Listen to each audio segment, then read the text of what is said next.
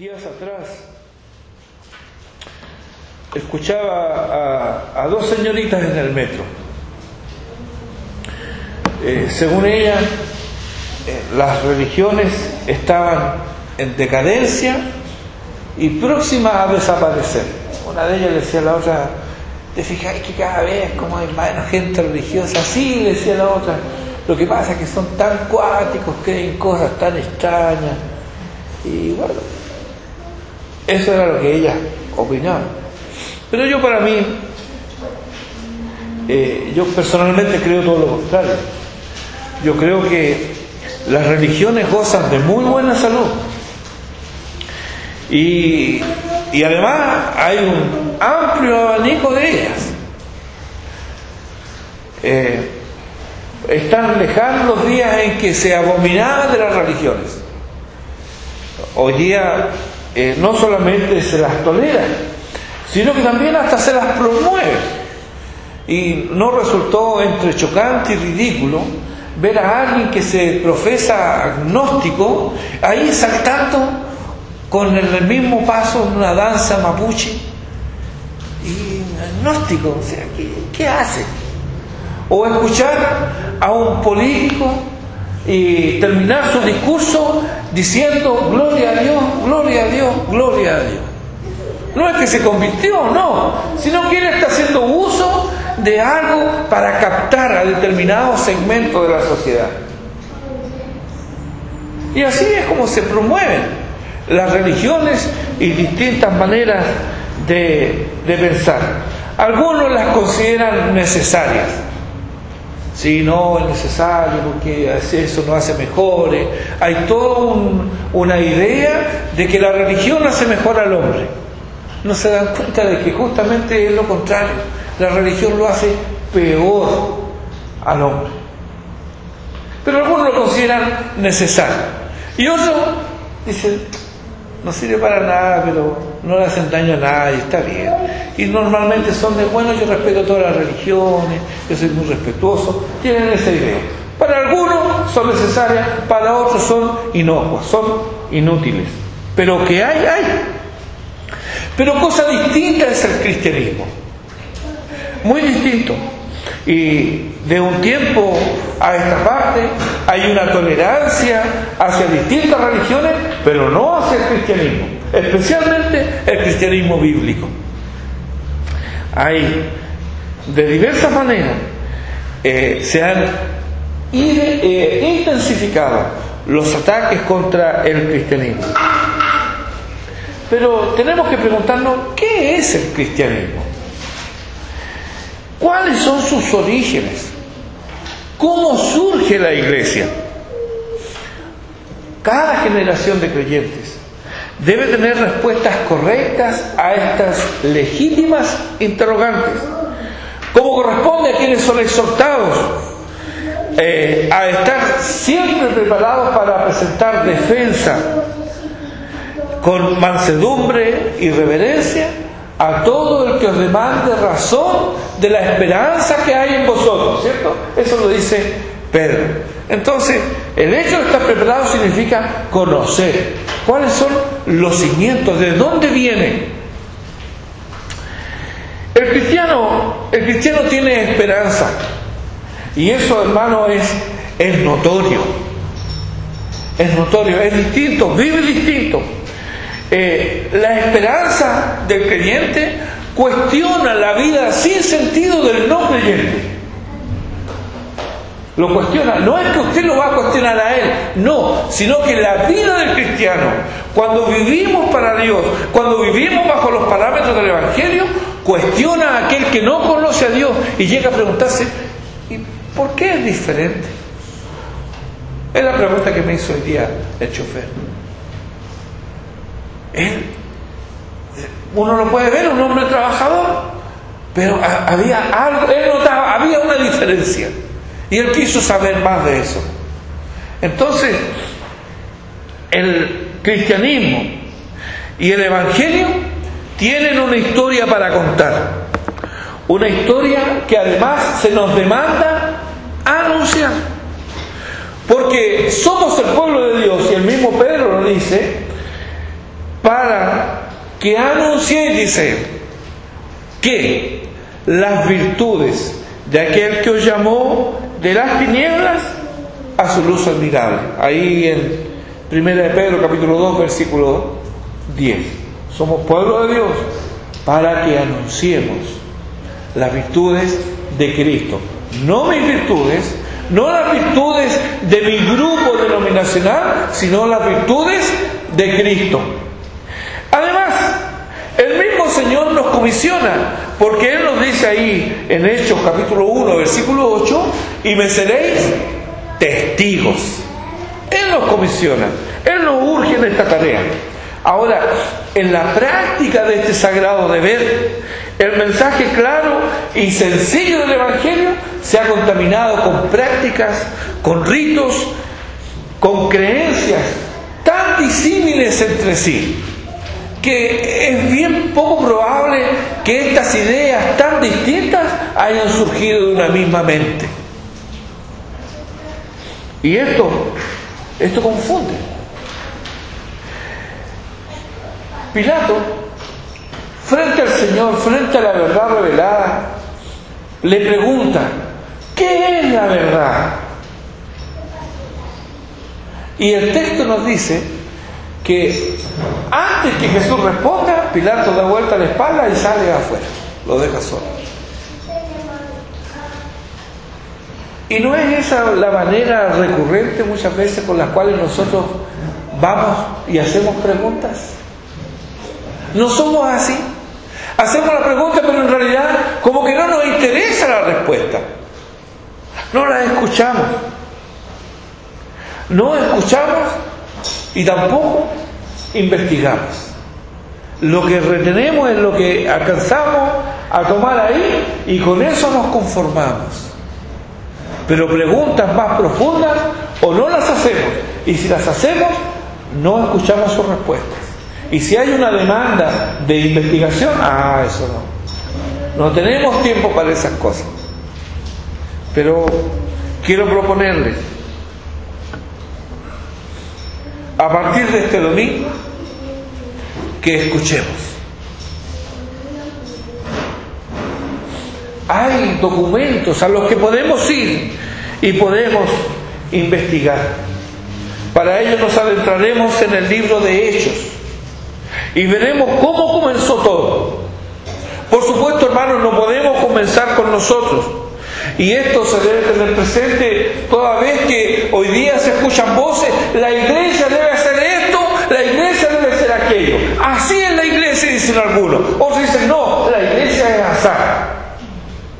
Entonces debemos tener presente y debemos preguntarnos ahí: ¿por qué?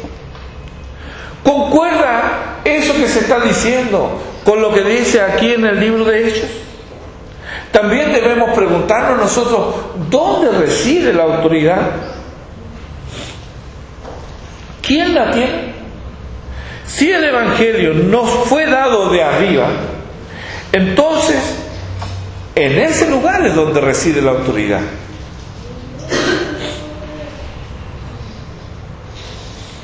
Ninguno de nosotros puede decidir lo que se debe o lo que no se debe hacer, o lo que no se debe creer o lo que se debe creer. No, eso no es resorte nuestro.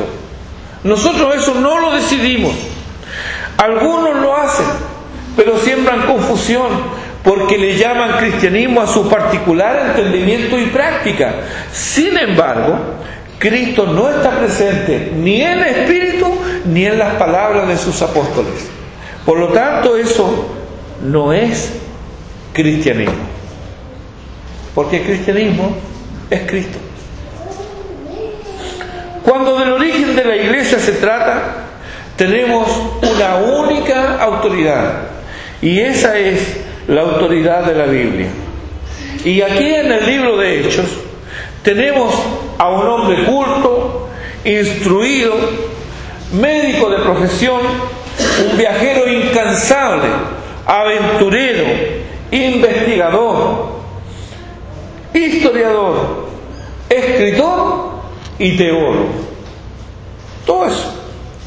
Muy temprano en la historia y en textos extrabíblicos, se establece sin lugar a dudas la paternidad tanto del Evangelio como de Hechos, quedando afianzada la autoría de Lucas para ambos tratados, tanto de Hechos como del Evangelio de Lucas.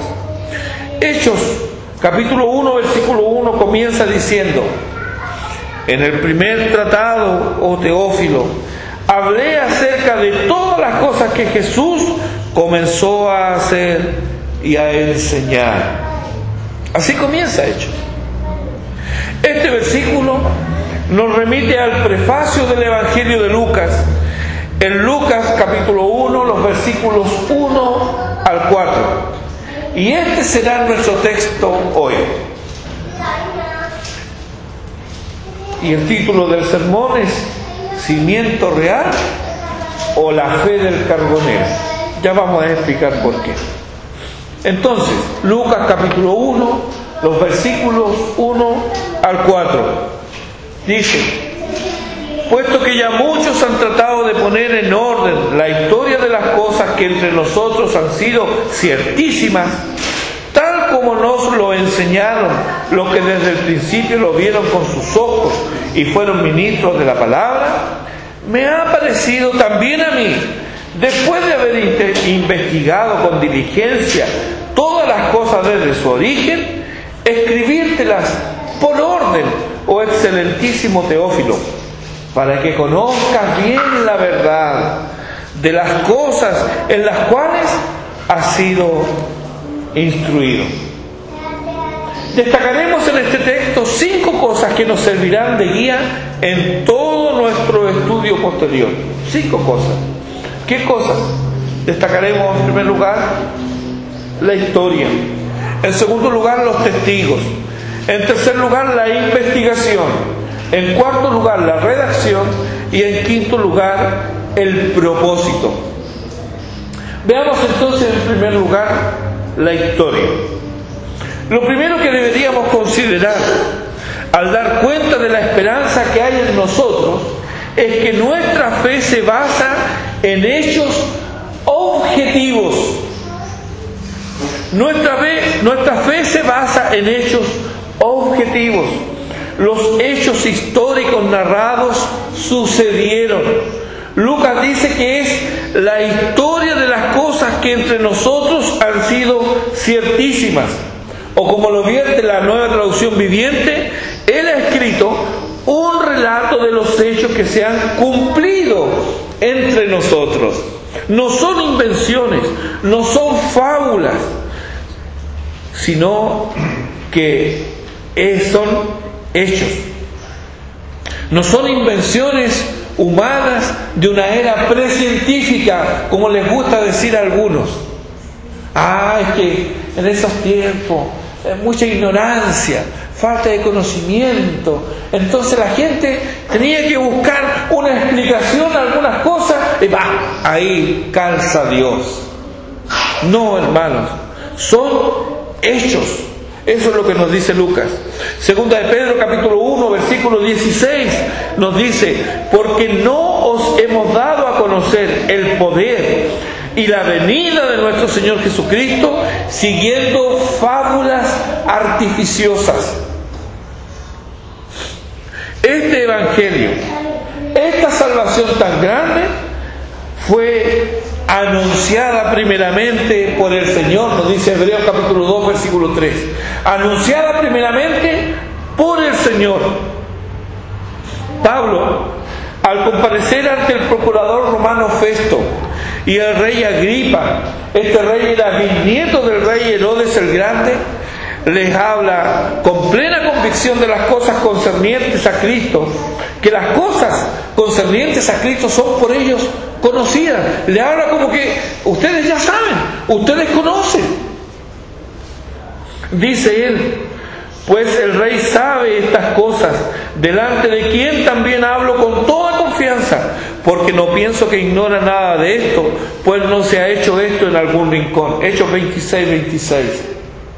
Estas cosas que yo le estoy contando, le dice Pablo, nos hicieron en un lugar allí escondido, en un lugar donde nadie supo, distinto del origen de algunas religiones. No, esto está documentado. Elige cualquier religión e investiga sus orígenes. Pronto te darás cuenta que entras en una nebulosa, no de la historia, sino de una ficción imaginativa y extravagante. No es así con el cristianismo, que está fuertemente anclado en la historia. No son hechos oscuros, aislados y sujetos a la imaginación y distorsión de los hombres, sino que son hechos atestiguados e indesmentibles por cualquier investigador honrado. Ahora bien, Lucas aquí nos habla de cosas que se han cumplido entre nosotros. Estos acontecimientos narrados por Lucas no fueron casuales ni fueron inesperados. Un terremoto es inesperado, nadie lo espera. Un encuentro con una persona en determinado lugar puede ser fortuito. Pero lo que nos narra Lucas son hechos que habían sido señalados, predichos y profetizados en diversos libros del Antiguo Testamento, cuyos autores, inspirados por Dios, siglos antes que ocurriera, anunciaron los hechos que habían de venir. Como ayer conversaba, aparece en el libro de Isaías el nombre de Ciro. Aparece en el siglo VIII, ahí en el libro de Isaías. Pero Ciro aparece en la historia en el siglo IV o V antes de Cristo. 3 siglos antes ya aparece la palabra de Dios por nombre y lo que él iba a hacer. Así es la palabra de Dios. Primera de Pedro capítulo 1, versículos 10 y 11 nos dice: los profetas que profetizaron de la gracia destinada a vosotros inquirieron y diligentemente indagaron acerca de esta salvación, escudriñando qué persona y qué tiempo indicaba el Espíritu de Cristo que estaba en ellos, el cual anunciaba de antemano los sufrimientos de Cristo y las glorias que vendrían tras ellos. Miren, anunciaba de antemano los sufrimientos y las glorias.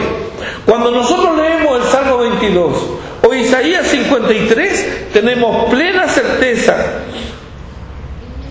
de que esto es así, ya que allí se anuncian tanto los sufrimientos como la gloria de Cristo. Y esto 8 siglos antes que esto aconteciera. Por eso es que Pedro dice que estos profetas que profetizaron antes de vosotros, ellos hablaron de estas cosas que iban a ocurrir. Y ocurrieron, como Lucas dice, entre nosotros se cumplieron, acontecieron. Entonces, no solamente hechos observables en la historia, sino que hechos que habían sido predichos siglos antes, se cumplieron ante los ojos. Y aquí pasamos a los testigos. Porque Lucas nos dice en el versículo 2, tal como nos lo enseñaron los que desde el principio lo vieron con sus ojos y fueron ministros de la palabra. Esta enseñanza entonces nos viene de primera mano. Son testigos presenciales y contemporáneos de Lucas. Lucas podía estar hablando con alguien que presenció estas cosas. Volvamos a 2 de Pedro capítulo 1, versículos 16 al 18. Dice: porque no os hemos dado a conocer el poder y la venida de nuestro Señor Jesucristo, siguiendo fábulas artificiosas. Eso leímos. Pero el versículo continúa: sino como habiendo visto con nuestros propios ojos su majestad, pues cuando Él recibió de Dios Padre honra y gloria, le fue enviada desde la magnífica gloria una voz que decía: este es mi Hijo amado, en el cual tengo complacencia.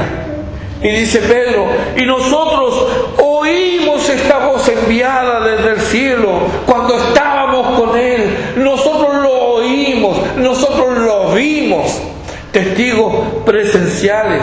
Juan en su primera epístola, nos dice lo que era desde el principio, lo que hemos oído, lo que hemos visto con nuestros ojos, lo que hemos contemplado y palpado en nuestras manos tocante al verbo de vida, porque la vida fue manifestada y la hemos visto y testificamos y os anunciamos la vida eterna, la cual estaba con el Padre y se nos manifestó. Lo que hemos visto y oído, eso os anunciamos. Pablo le escribe a los corintios que él había enseñado lo que había recibido, pero este Cristo del cual él era su heraldo, no solo se había aparecido resucitado a su más cercano, eso sería como medio sospechoso. O sea, le apareció a los más íntimos nada más. No, sino que Pablo nos dice que también a más de 500 hermanos a la vez. Y no solamente eso, sino que Pablo dice, y muchos de ellos todavía viven. Se fija, entonces, son hechos. Acontecieron según estaba predicho. Pero hay testigos oculares de esto. Ellos vieron y oyeron y de eso daban testimonio. El testimonio de estos testigos innumerables no lo ha podido desmentir el paso de más de 20 siglos. Han habido diversos intentos en la historia por querer ridiculizar, por querer negar los hechos que la historia atestigua, pero no ha sido posible. Los hombres escogen no creer, no por falta de evidencia, sino a pesar de la evidencia. Ellos vieron, oyeron y palparon, los testigos. Ellos fueron testigos presenciales. Aunque Lucas sí fue testigo ocular de mucho de lo que ocurre en el libro de Hechos, él no perteneció al grupo de los que desde un principio estuvieron con Jesús.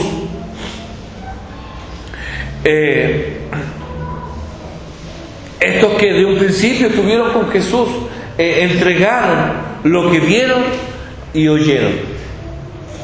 Y esto nos lleva ahora al tercer punto, que es la investigación. En el versículo 3 dice, me ha parecido también a mí, después de haber investigado con diligencia todas las cosas desde su origen. Aunque Lucas conoció a quienes fueron testigos presenciales, no por ello aceptó todo lo que le dijeron en forma incondicional. Nada de esto. Él investigó con diligencia todas estas cosas y comenzó con el origen. Es de destacar que los que un día fueron acérrimos enemigos de la fe, cuando se pusieron a investigar para desacreditar los hechos del Evangelio, pasó algo increíble, que no los pudieron desmentir. Y ahí tiene usted por ejemplo, a Lee Strobel, a Josh McDowell, también un hombre que quiso ridiculizar la fe de una estudiante y se puso a investigar por sí mismo para, yo voy a saber. Y hay muchos que se han puesto a investigar y han llegado a la fe, porque a poco andar, la fuerza de los hechos terminaron por convencerles de la veracidad de los hechos narrados en las Escrituras. De hecho, hermanos, la investigación es una firme aliado de la fe. Hay nobleza en la investigación. Así se nos describe a los creyentes de Berea en Hechos capítulo 17. El cristianismo no alienta la credulidad ni la superstición, menos la ignorancia. El hecho que haya creyentes crédulos, supersticiosos e ignorantes no obedece a la fe. Porque son cristianos, entonces son ignorantes. No. Sino que eso existe porque hay un deliberado y consciente negarse a examinar, a investigar los fundamentos de la fe una vez dada a los santos. Si tú y yo somos ignorantes de la fe, una vez dado los santos, es por causa que somos negligentes en investigar, en conocer los orígenes de nuestra fe. Mucha de la incredulidad reside en la ignorancia. No puede ser de otra manera. Una persona ignorante, aunque diga que cree en Dios, realmente es incrédula. Y por eso lo vemos muchas veces que se desesperan en los momentos de crisis y corren de aquí para allá y no saben de qué tomarse, porque no conocen el Evangelio, no conocen a Cristo, muchos de ellos, a pesar de estar años al interior de una iglesia evangélica. Mucha entonces de la incredulidad reside en la ignorancia, y hermanos, compañera del engaño es la credulidad. Aquellos que creen cualquier cosa terminan siendo engañados. ¿Cuánta vergüenza y opresión se evitaría si cada uno de nosotros examinara sus creencias? ¿Cuánto falso maestro moriría de hambre al ser expuestas sus enseñanzas a la luz de la palabra de Dios? ¿Por qué ellos? Y uno se pregunta, pero ¿cómo esta gente no despierta? ¿Cómo no abre sus ojos? ¿Cómo no entiende que aquello que le están enseñando es falso? Se están aprovechando de ello, lo están esquilmando. Sin embargo, ahí están. ¿Por qué? Hay credulidad, hay ignorancia, hay superstición. Se han negado a hacer lo que Lucas hace, que es investigar y poner en orden estos hechos. ¿Ocurrieron? ¿Son así? Así que, como consejo, no temas investigar. Hazlo. Pero sí una cosa, investiga impulsado por un corazón piadoso y no por una mente orgullosa. El conocimiento que va unido a la piedad te va a conducir a la adoración reverente y a la santificación diaria. Pero una mente orgullosa se va a obsesionar con datos, solo conocimiento, y despreciará el bien y va a racionalizar la maldad. Eso hace el corazón orgulloso. Lucas, luego de escuchar a los testigos oculares y habiendo verificado la información recibida, entonces, porque él hace una investigación, él ahora pasa a poner todo por escrito. Y aquí llegamos al cuarto punto, que es la redacción. En el versículo 3 y también parte del versículo 1 lo he unido porque dice: después de haber investigado con diligencia todas las cosas desde su origen, me ha parecido también a mí, tal como muchos ya lo han hecho, escribírtelas por orden. Él tenía a alguien en mente. Él estaba pensando en alguien. Alguien había estado interesado en qué,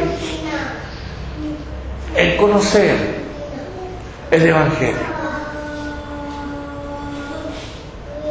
Tal vez si no hubieran hecho nosotros la pregunta, le hubiéramos dicho: mira, ¿por qué no viene y te juntas con Pablo para que Pablo te explique? No, eso no hizo Lucas. Y esto tiene un paralelo con nosotros, porque a veces, en vez de nosotros dar la explicación, ¿qué hacemos?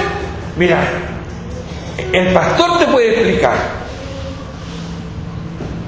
cuando la necesidad está ahí. ¿Y por qué no lo hacemos? Porque nosotros no hemos investigado, porque nosotros no leemos. Estando los documentos ahí al alcance, estando el Espíritu de Dios a nuestra disposición para enseñarnos y para recordarnos todo lo que el Señor ha dicho. Ahora, Lucas habla de que hay otros autores que han hecho esto. Entre estos autores, indudablemente estaba el Evangelio de Marcos, que ya circulaba entre los seguidores de Jesús. Pero Marcos, Juan Marcos, que era un buen entendedor de la mentalidad romana, fue llevado a redactar un relato breve y dinámico. A ellos no les interesaban mucho muchas palabras, a ellos les gustaban las cosas concretas, acotadas. Eso es lo que Marcos hace con su Evangelio, un relato breve y dinámico. Ahí siempre vemos a Jesús haciendo algo. Y esto hizo que le proveyera a los creyentes gentiles los datos más imprescindibles sobre la obra y la persona del Salvador. Ahora, eso estaba bien, pero Lucas, habiendo él hecho esta investigación personalmente, él quería despejar toda duda, no solo de su amigo, sino de cualquiera que tuviera algún contacto con las autoridades romanas. ¿Por qué?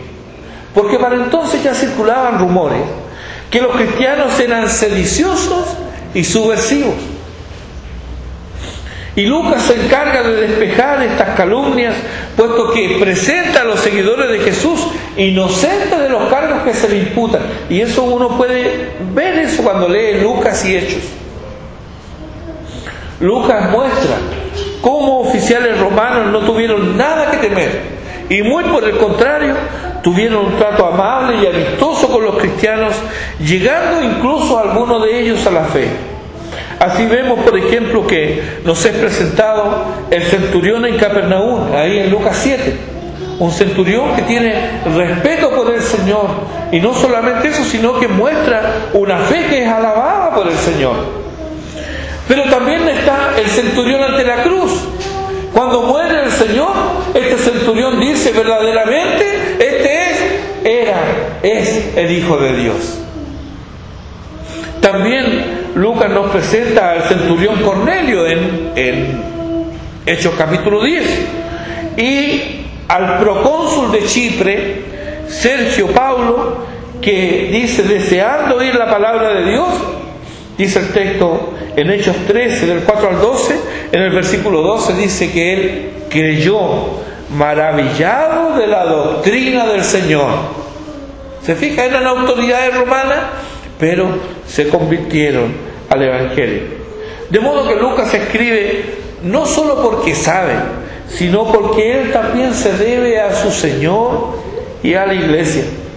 Dios le dio vocaciones diversas y nos muestra, inspirado por el Espíritu de Dios, cuánto bien puede hacer la pluma al servicio del Señor. Ahora pensemos en esto. Vocaciones diversas. No una. Él era médico de profesión. Sin embargo, él se puso a investigar y eso hizo que viajara. Eso hizo que escribiera. Fue descubriendo que Dios le había dado más dones y talentos de lo que él pensaba. Tal vez en un principio, cuando él se encontró con Pablo por primera vez, o cuando él llegó, él era, dice algunos escritos, que él era de Siria y que él conoció al Señor en Antioquía. Cuando él llegó al Evangelio, tal vez lo único que era médico. Pero una vez llegado al Evangelio, comienza él a ver una necesidad y que él puede ser parte de la solución a esa necesidad, y se van descubriendo los otros dones y talentos que Dios le había entregado y los pone, ¿cómo no?, al servicio del Señor y de su iglesia. Esa es una nota para tener en cuenta nosotros. Dios a cada uno de nosotros nos ha dado dones y talentos, y algunos comienzan a fluir y a surgir en la medida que estamos trabajando. Siempre aquel que dice yo no sé cuál es mi don, es porque está quieto y de brazos cruzados.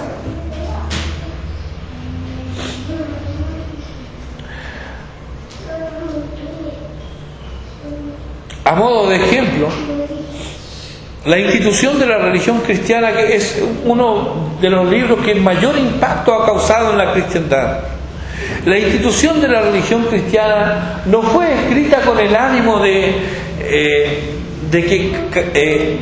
Calvino expresar cuánto él sabía, sino que él tuvo en mente a Francisco I, rey de Francia, que por aquel entonces, recordemos que Calvino estaba en Ginebra. Francisco era rey de Francia, y en Francia estaban persiguiendo a los creyentes. Entonces él quería elaborar toda una doctrina y mostrarle al rey de Francia que no hacía bien persiguiendo a los cristianos, porque esto que creen los cristianos va a ayudar no solamente en su labor de rey, sino que también al engrandecimiento de la nación. Lo que tiene en mente es una apología, una defensa del cristianismo, pero él le escribe al rey de Francia, Francisco I. Pero en la segunda edición, en la segunda impresión de la institución, Calvino se dirige al lector y le dice: mi intento en este libro ha sido de tal manera preparar e instruir a los que se querrán aplicar al estudio de la teología, que fácilmente puedan leer la Sagrada Escritura y aprovechar de su lección, entendiéndola bien, e ir por el camino recto sin apartarse de él. Entonces, no solo el rey de Francia, sino cada uno de los creyentes a los cuales Dios llame a abocarse al estudio del texto sagrado. Ese fue el propósito por el cual se escribió la institución. Por último, eso era manera de ejemplo. Por último, llegamos a nuestro quinto punto, que es el propósito. En el versículo 4 dice: para que conozcas bien la verdad de las cosas en las cuales has sido instruido. Primero notamos aquí que Teófilo ya había sido instruido. Él no era un ignorante en la fe. Sin embargo, Lucas insiste en que no solo conozca, sino que conozca bien. Obviamente ese no era solamente el deseo de Lucas, porque Lucas escribe a una necesidad que él detecta o que le hace manifiesta a Teófilo. Entonces, Teófilo quería conocer bien. Y Lucas entonces se dispone a que no solamente conozca las cosas, sino que las conozca bien. Por lo visto, Teófilo no se contentó solo con los rudimentos. Él escuchó el Evangelio y creyó, pero su interés por conocer aumentó más y más. Ahora, en este afán por conocer, también hay que discriminar.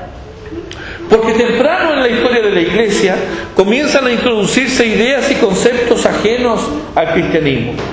Pablo le dice a Timoteo que debe desechar las fábulas a la par que se ejercite para la piedad. En 1 Timoteo capítulo 4, versículo 7. Y lo contrario a esto parece ser cierto. Quien desecha la piedad termina creyendo estupideces. En 2 de Pedro capítulo 4, 2 de Timoteo capítulo 4, versículo 4, Pablo le dice a Timoteo que quienes apartan el oído de la verdad se vuelven a las fábulas. El deseo de dominar a otros lleva a establecer normas y mandamientos ajenos a la revelación divina. Y quienes atienden estas regulaciones terminan apartándose de la verdad. Otra vez en Tito 1:4. Mirad pues cómo oís. En la advertencia que registra Lucas en labios de Jesús. Mirad pues cómo oís, dice Jesús. Y él quiere que su amigo Teófilo, Lucas, quiere que su amigo Teófilo conozca bien la verdad. ¿Cuándo de compartir el Evangelio se trata? No interesa mi historia y bien poco importa mi experiencia y mi andar. Lucas nos enseña que debemos comenzar con Cristo y debemos continuar con Él. Es Cristo el Salvador del mundo. No es mi iglesia, no es mi denominación. En su Evangelio, Lucas habla de todas las cosas que Jesús comenzó a hacer y a enseñar. Aquí, Lucas nos presenta a Cristo como el hombre perfecto. Lo presenta como alguien viril, pero también tierno. Es hombre, pero no es tosco. Él es acogedor. Este hombre perfecto es una bofetada al macho latino, desconsiderado, grosero y abusador. Lucas nos muestra cómo este hombre bendito se relaciona con los marginados, con las mujeres, los niños, los oprimidos, los pecadores. Yo necesito contemplar más detenidamente a este Cristo. Verlo relacionarse, por ejemplo, con la mujer pecadora en Lucas 7:36. Ver ahí cómo Él interactúa con ella. Se nos muestra su corazón tierno y misericordioso, siendo Él el Santo de Israel. Y esa actitud de Él me reprende a mí. ¿Por qué? Porque cuántas veces tras un reproche mío, una queja o una condena, no se esconde un corazón lleno de orgullo que cree que ha llegado al pináculo de la justicia. ¿No somos así? ¿Qué decir de las parábolas que registra Lucas? Los dos deudores, por ejemplo, en 7:41. El buen samaritano, en el capítulo 10, versículo 25 y siguiente. El fariseo y el publicano, en Lucas 18, versículo 9 y siguientes. Estas parábolas desnudan nuestros corazones y podemos ver nuestra carencia de amor, de devoción y arrepentimiento en nuestras vidas. Las tres parábolas de Lucas 15, ¿cuáles son? La oveja perdida, la moneda perdida y los hijos perdidos.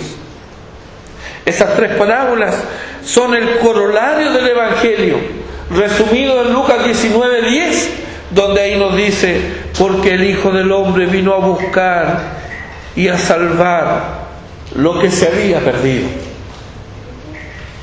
Esta es la historia y el porqué de la historia. Él vino y vino a salvar al inmoral, al despreciado, al marginal, al borracho, al homosexual, a la prostituta. Él vino a salvar lo que se había perdido. Pero no nos equivoquemos, porque alguien puede decir: bueno, yo no soy borracho, yo no soy ladrón. Pero detrás de ese manto de justicia y de respetabilidad se esconde un corazón perverso, por el cual también Cristo vino a morir. Él vino a salvar lo que se había perdido. Ahora yo pregunto: ¿estás perdido? Si es así, Él vino a salvarte a ti. Ahora, ¿por qué predico? Yo predico porque soy testigo. Soy no solo testigo ocular del poder de Dios para salvar, sino que además he sido objeto de su amor, y no puedo menos que decir lo que Él ha hecho en mi vida. Él me amó y entregó su vida por mí. Esto lo testigua la historia, pero también lo testigua el Espíritu de Dios, que da testimonio, lo dice en Romanos, al Espíritu, da testimonio a nuestro espíritu de que somos hijos de Dios. ¿Lo eres? ¿Eres hijo de Dios? ¿Cómo lo sabes? ¿Testificas de Él? ¿Anhelas su gloria y su santidad? ¿Vives para Él? Confieso, hermanos, que muchas veces no puedo entender mi frialdad y mi apatía, porque siendo Él tan dulce, ¿por qué nos sumergimos en la amargura? Habiéndonos Él dado todas las cosas, ¿por qué empeñarnos en vivir como pordioseros? Tal vez la razón es que tenemos y nos ufanamos, nos gloriamos de tener la fe del carbonero. Una vez le preguntaron a Él: ¿qué es lo que crees? Él contestó: yo creo todo lo que mi iglesia cree. Ah, qué bien. ¿Y qué cree tu iglesia? Bueno, mi iglesia cree todo lo que yo creo. Esa es la fe del carbonero. Si se acercaban al carbonero a hacerle alguna pregunta del Evangelio, él no tenía nada que decir. ¿Por qué? Porque él no había investigado, él no había creído. Este libro para él, si lo tenía, era un adorno en su casa. Hermanos, debemos arrepentirnos de saber tan poco. Y además, lo poco que sabemos, muchas veces lo sabemos a medias. Si esto es así, es de extrañarnos que muchas veces seamos juguetes del diablo. Es de extrañarnos. Recuerda, si apartas de la verdad del oído, te volverás a las fábulas. La pereza, hermanos, no es una virtud, ni es para aplaudir el actuar negligente de algunos creyentes con respecto al Evangelio y al trato que le damos a las riquezas en Cristo, esto es, los medios de gracia. Juan nos dice en el capítulo 20, versículo 31 de su Evangelio, que estas cosas se han escrito para que creáis que Jesús es el Cristo, el Hijo de Dios, y para que creyendo tengáis vida en su nombre. Los escritos de Lucas destilan gracia y misericordia. Eso es lo que usted va a ver aquí, que aparece pero preponderantemente, gracia y misericordia. Allí fluye el perdón y la salvación. Léelo para ser sabio, pero créelo para ser sano. En el nombre de Cristo. Amén. Oremos.